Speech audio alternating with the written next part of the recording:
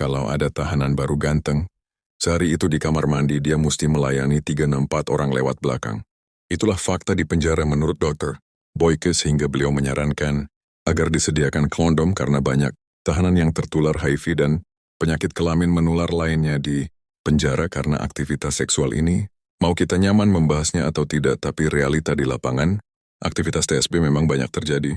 Menurut Boyke dia tahu kok itu dosa dan zina, tapi faktanya itu ada. Jadi apa solusinya? Di lapas perempuan juga nggak kalah membagongkan.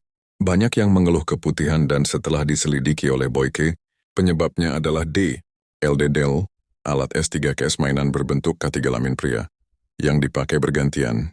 Itu pun diselundupkan sedemikian rupa ke dalam penjara sehingga menjadi barang langka yang dipakai beramai-ramai, malah makin tinggi risiko infeksi dan masalah kesehatan reproduksi. Karena itulah Boyke mengusulkan penyediaan alat pengaman di lapas. Meskipun dia tahu itu zina, tapi tetap harus ada untuk solusi fenomena yang terpampang nyata ini. Nah, tapi disinilah saya agak maju mundur cantik. Di sisi lain, menyediakan sama dengan membenarkan dan menormalisasi. Takutnya setelah disediakan kewendom, aksi lewat belakang TSB malah makin ramai mereka lakukan karena toh negara sudah tahu dan malah memfasilitasi. Kedua, ketika seseorang masuk penjara, memang ada konsekuensi yang harus diterima. Namanya juga hukuman, bukan staycation. Kebebasan dibatasi, kenyamanan berkurang, dan banyak kebutuhan yang tidak bisa lagi dipenuhi.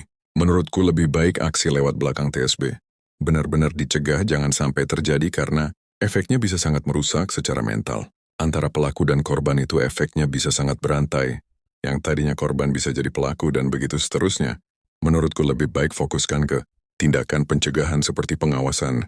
Lapas lebih ditingkatkan, sibukkan penghuni dengan kegiatan produktif, wajib dipasang CCTV del ether. Tapi lagi-lagi ada argumen yang tidak kalah kuat. Banyak ahli berpendapat, tujuan lapas itu bukan sekadar menghukum sampai orang kapok atau trauma. Tujuan akhirnya justru pembinaan. Harapannya, saat keluar nanti mereka bisa kembali ke masyarakat sebagai pribadi yang lebih baik. Kalau memang konsepnya pembinaan, kesehatan mereka juga tetap menjadi tanggung jawab negara. Karena miris juga kalau seseorang masuk lapas dalam keadaan sehat, lalu keluar membawa penyakit yang sebenarnya bisa dicegah.